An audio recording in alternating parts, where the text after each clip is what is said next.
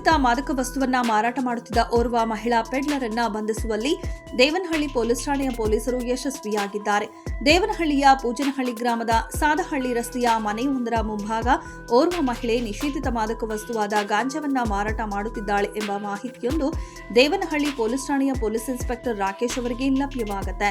ಕೂಡಲೇ ಕಾರ್ಯಪ್ರವೃತ್ತರಾಗಿ ಎನ್ಡಿಪಿಎಸ್ ಕಾಯ್ದೆ ಅಡಿ ಪ್ರಕರಣವನ್ನ ದಾಖಲಿಸಿಕೊಂಡು ಸ್ಥಳಕ್ಕೆ ಧಾವಿಸಿ ಮಹಿಳಾ ಪೆಡ್ಲರ್ ಅನ್ನ ವಶಕ್ಕೆ ಪಡೆದುಕೊಂಡು ವಿಚಾರಣೆ ನಡೆಸಿದಾಗ ಹೆಚ್ಚಿನ ಹಣ ಗಳಿಸುವ ಉದ್ದೇಶದಿಂದ ಕಡಿಮೆ ಬೆಲೆಗೆ ಅಪರಿಚಿತ ವ್ಯಕ್ತಿಗಳಿಂದ ಗಾಂಜಾವನ್ನ ಖರೀದಿಸಿಕೊಂಡು ಹೆಚ್ಚಿನ ಬೆಲೆಗೆ ಗಿರಾಕಿಗಳಿಗೆ ಮಾರಾಟ ಮಾಡುತ್ತಿದ್ದುದಾಗಿ ಬಾಯ್ಬಿಟ್ಟಿದ್ದಾಳೆ. ಬಂಧಿತ ಮಹಿಳಾ ಗಾಂಜಾ ಪೆಡ್ಲರ್ಗಳಿಂದ 1 ಕೆಜಿ 90 ಗ್ರಾಂ ನಿಷೇಧಿತ ಮಾದಕ ವಸ್ತು ಗಾಂಜಾವನ್ನ ದೇವನಹಳ್ಳಿ ಪೊಲೀಸ್ ಠಾಣೆಯ ಪೊಲೀಸರು ವಶಪಡಿಸಿಕೊಂಡಿದ್ದಾರೆ.